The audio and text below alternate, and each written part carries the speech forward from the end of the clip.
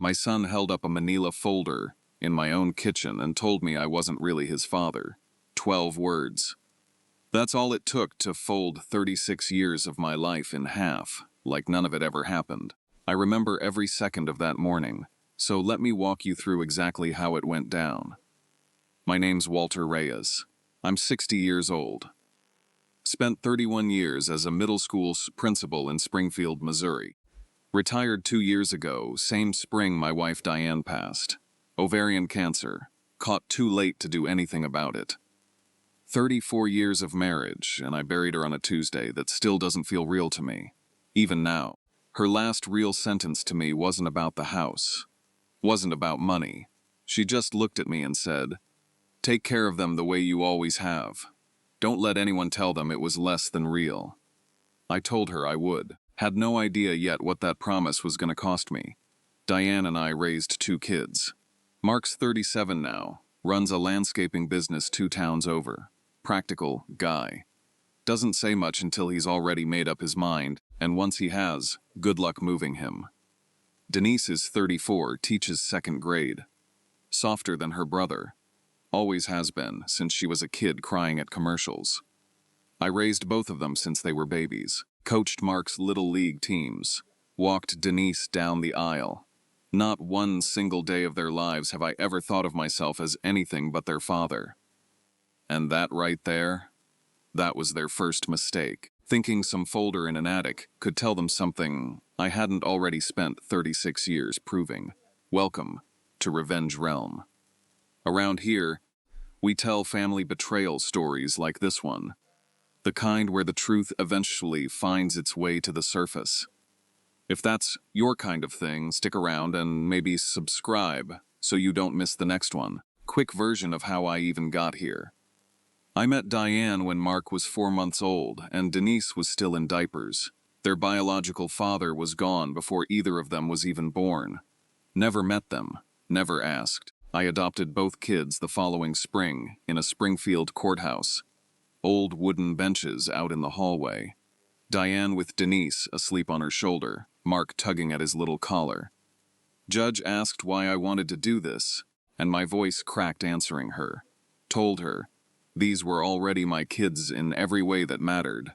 I just wanted the paper to catch up to the truth. She signed it in about 15 minutes. Nobody made me file that paperwork. I wanted my name on it, so 18 months after Diane passed, we started fixing up the house to sell. Mark was doing most of the attic sorting. His knees still work, mine don't. Funny thing, up in that same attic, behind some Christmas decorations, there was a shoebox I hadn't opened in probably 20 years. Birthday cards, Father's Day cards, the crayon kind. Best dad ever, in a 7-year-old's handwriting. I remember thinking, right around then, I should bring that box down and show the kids sometime. Never got the chance. Because 2 days later, everything changed. Mark calls me up on a Thursday, and right away his voice sounds off.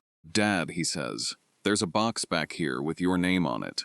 Locked. You want me to just toss it, or is this something?" Told him to bring it down. Figured it was old tax records. Diane kept everything. It wasn't tax records. 2 days later, Mark asks if he and Denise can come by Saturday. Just the 2 of them. No spouses. That right there should have told me something. They walk in at 10 o'clock, and before either one says a word, I can already tell this isn't a standing in the kitchen kind of talk, but that's exactly where it happens anyway. Denise sets the folder down on the counter first. Real careful, like it might go off. "Dad," she says, "we need you to explain this." I open it up. My signature, Diane's signature, finalizing the adoption of 2 infants named Mark and Denise. "You're not our real father," Mark says. Flat. Not even a question. That's Mark for you. Even blindsided, even furious. His first move is to state the fact and just wait for you to react. "I am your father," I said. "I raised you. I've never thought of it any other way." Denise's voice cracks first. She's already got tears in her eyes before anyone's even raised their voice. "Then why did you and Mom lie to us our whole lives?" So I gave it to them straight. Their biological father left before either of them was born. never came back. I met their mom when Mark was 4 months old, and I fell for all three of them at pretty much the same time. So you adopted us 'cause you felt sorry for her, Mark says, still flat, still working this like a math equation instead of a wound. No, I adopted you because I couldn't picture my life without you. That's not pity, that's just the truth. And that's when Mark's calm finally cracked. Not into tears, into something colder and louder at the same time. Every Father's Day, he says, voice rising now. Every baseball game you sat through in the rain. Every graduation. Every birthday where you gave some speech about how proud you were. Were you pretending the whole time?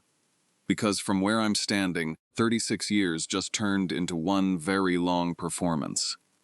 I didn't have a fast answer for that one. Denise wasn't angry the same way. She looked more like someone trying to figure out how much of her own childhood she was even still allowed to trust. I just keep thinking about all the things I told you, she said, quieter than Mark. Like you were my dad, my actual dad, and you let me keep saying that. You're still my kids in every way that matters, I said. This paper doesn't undo that. It just tells you something you didn't know before. Easy for you to say, Mark shot back. You're the one who got to decide when we found out. We didn't get a choice in any of it. I could see it wasn't landing the way I meant it to. Honestly, I don't think that kitchen conversation was ever really about a folder. I think it was about Diane being gone, and this being the last surprise she'd ever hand them, with nobody left around to ask her why. They left without saying much else. I figured, okay, this is going to be a hard few weeks, but it'll work itself out. I was wrong. Wrong about how fast this was going to move, and wrong about who was actually pulling the strings. After they left, I got in the truck and drove out to the cemetery, which isn't something I do often. Sat down on the grass next to Diane's headstone and talked to her for a while. The way you do when there's nobody left who'd understand except the one person who isn't there to hear it. Told her our kids looked at me like a stranger that morning. Asked her, out loud, whether we'd made the wrong call keeping quiet all those years. Didn't get an answer, obviously. But saying it out loud in that spot settled the anger in my chest a little, and what was left underneath it was just grief. 3 days later, my attorney calls. Harold Bexley handled our family's estate stuff for almost 20 years. Man doesn't rattle easy. He was rattled. Walter, Mark, and Denise's attorneys reached out this morning. They're building a probate challenge. Since you're not their biological father, they're saying you shouldn't have trustee authority. They want the trust reopened, full distribution right now, and you removed as trustee completely. What I felt wasn't rage. It was colder than that. That specific feeling of watching two people you raised reach for a lawyer before they ever came back and talk to you like a father again. I drove to Harold's office myself and had him pull the entire trust file. And here's what neither of my kids knew. 6 years ago, after watching her own mother's estate turn into an 18-month war between her brothers, Diane had that trust rewritten herself. She defined the kids as beneficiaries by how they were raised, not by blood. Buried inside it, a no-contest clause. Anyone who sued to challenge the trust forfeited their whole share, straight to a scholarship fund in her mother's name instead. Without the lawsuit, Mark and Denise split roughly $780,000, staged out over the years. With it, filed and lost. 0. Not reduced. Gone. I didn't tell them about that clause right away. I needed to know one thing first. Was this really coming from them? That answer came fast and from a place I didn't expect. Denise's husband, Chris, calls me up, supposedly just checking in. A few minutes in, he lets it slip, real casual, that he and Denise have been eyeing a bigger house out in the Ozark Ridge development, contingent on some things settling with the estate. So I called him on it directly. Chris, I heard you and Denise found yourselves a lawyer pretty quick. He didn't even try to deny it, not really. Look, Walter, you're 60. What happens if you remarry someday? What if the trust gets changed again, and this time it's not in our favor? We just wanted some certainty before that became a problem we couldn't undo. Wasn't greed dressed up as concern. It was real fear, just aimed at the wrong target. There's a no contest clause in that trust, I told him. They file and lose. They walk away with nothing. Your lawyer mentioned that part? Dead silence gave me the answer. Jenna wasn't as smooth about it when I called her. Walter, I just think Mark deserves to know exactly where he stands. What if the business needs capital someday and that money's tied up forever? Same fear, different flavor. She wasn't trying to rob anyone, she was trying to control an uncertainty she couldn't stand living with. I read her section 14, word for word. She went quiet, then said she'd talk to Mark that night. That evening, sitting on the back porch, something shifted in me. I stopped being angry at my own kids and started feeling something closer to grief on their behalf. They weren't the ones who built this fight. They were carrying somebody else's fear and calling it their own. Here's the part that actually broke something in me, though. About a week later, I found out, through Denise, who felt bad enough to tell me, that Mark had taken every photo of me down from his house. Not thrown away, she said, just boxed up in the garage. And he'd started calling me Walter when he talked to his own kids about me instead of Grandpa. Denise cried, telling me that part. I didn't. I just sat there for a long minute after we hung up, because that hurt in a way the lawsuit never did. A lawsuit's paperwork. Taking your father's picture off the wall is a decision. The formal petition landed 2 weeks later, exactly like Harold predicted. I called both my kids to the house that Saturday. Just the two of them again. They came. I laid 3 things on the coffee table. Harold's letter, Diane's trust notes, and a sealed envelope from our safety deposit box. One Diane had left for if this ever came up. Before either of you says anything, I told them, you need to understand what you're about to do. If you lose this, you both get nothing. 0. Not delayed, gone, straight to a scholarship fund. Denise's face went pale. Mark's jaw just tightened. That's his way of doing bad math in his head. Whose idea was the actual lawsuit, I asked. Not the folder.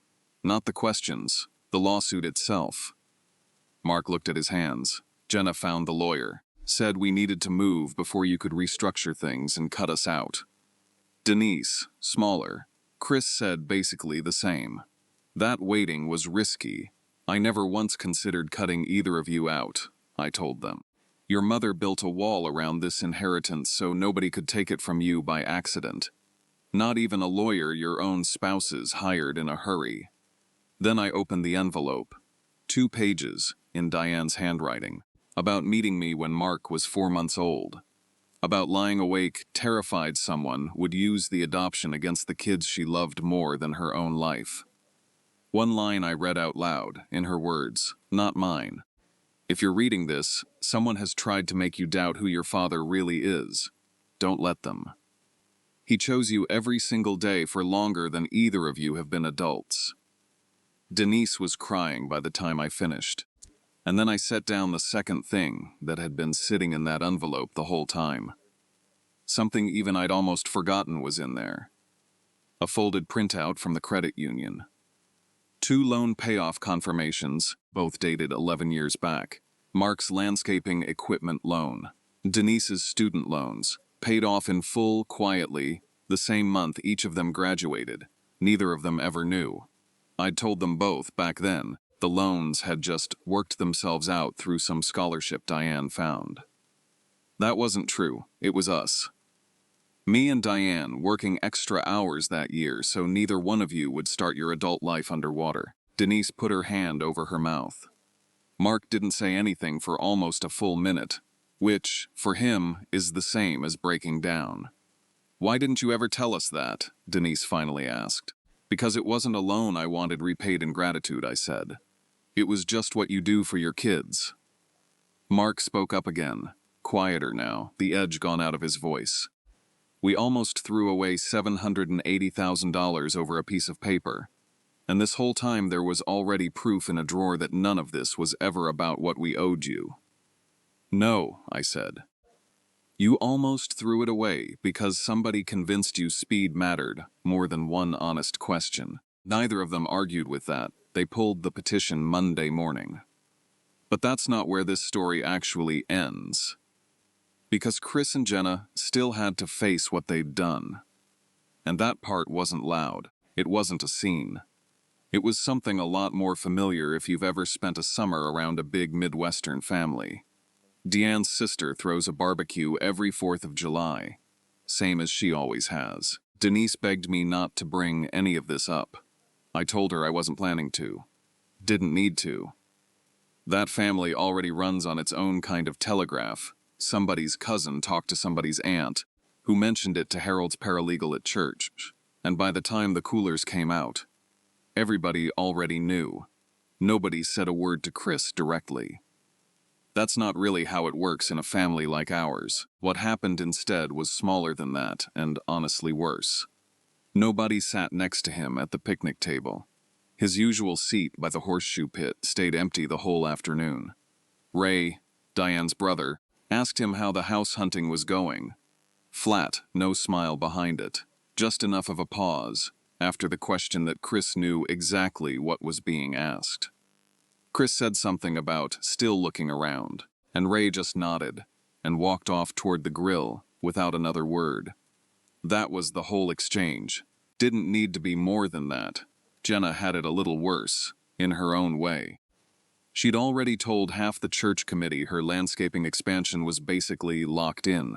So, over the next few weeks, she had to walk that story back. One conversation at a time, to every single person she'd told. That's the part no court order can undo. Money, you can restructure, but a story you told your whole community that turned out not to be true? That one sticks around a lot longer than the lawsuit did. Neither Chris nor Jenna lost their marriage over it. But they lost something that mattered a lot to people like them. The version of themselves they'd been putting out there. And for months after, at every family gathering, somebody would find a real quiet, real polite way to ask how that house in Ozark Ridge was coming along. Denise called me a few weeks later and told me her and Chris had started seeing a counselor. Not about the lawsuit itself, but about how fast he'd moved, without really talking it through with her first. I keep thinking about how quickly he had us looking at that house, she said. Like the money was already ours before it was ever actually ours.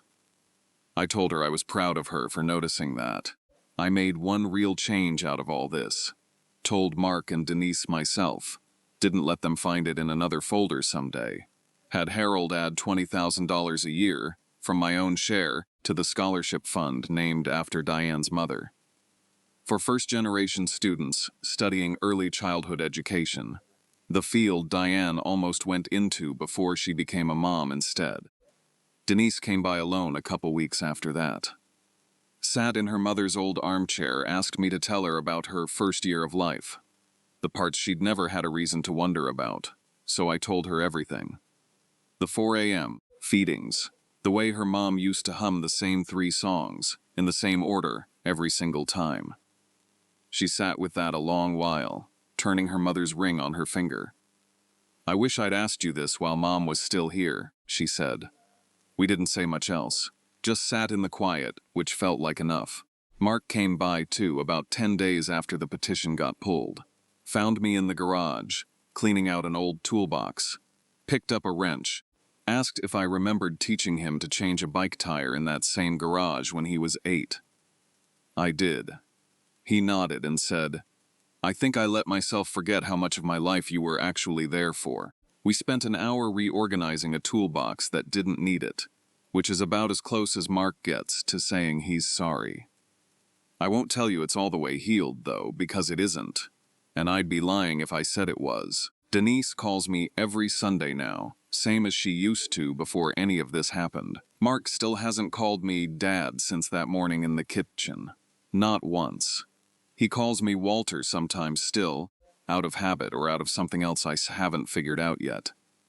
The photos went back up in his house, Denise tells me. I haven't seen it myself. Some doors, once they swing shut, Don't swing all the way back open just because the lawsuit's over. I went back up in that attic a few weeks after everything settled. Found that same shoebox behind the Christmas decorations. Sat down right there on a dusty beam and went through every card in it. Best dad ever, in Mark's 7-year-old handwriting, crayon bleeding through the paper. I thought about the morning he stood in my kitchen and told me I wasn't really his father. And I thought about this same kid, 30 years earlier, pressing so hard with a red crayon it tore clean through the construction paper. Both of those are true about the same person. I've stopped trying to figure out which one is more real. Some nights, I still sit out on that porch by myself, coffee in hand. Mark learned to ride a bike right out there, and I can still point to the exact spot by the fence where he stopped needing me to hold the seat. Diane's not out there with me anymore to share the quiet. But I understand something now I didn't fully get before that full folder ever turned up. Being someone's father was never a fact written down on paper 36 years ago. It was every ordinary Tuesday since. The good ones, and the ones that are still, even now, a little unfinished. If this one hit home for you, let me know in the comments where you're watching from. And if you've ever had to prove, with your whole life, something that should have never needed proving in the first place, I want to hear about that too. Hit subscribe, and I'll see you in the next one.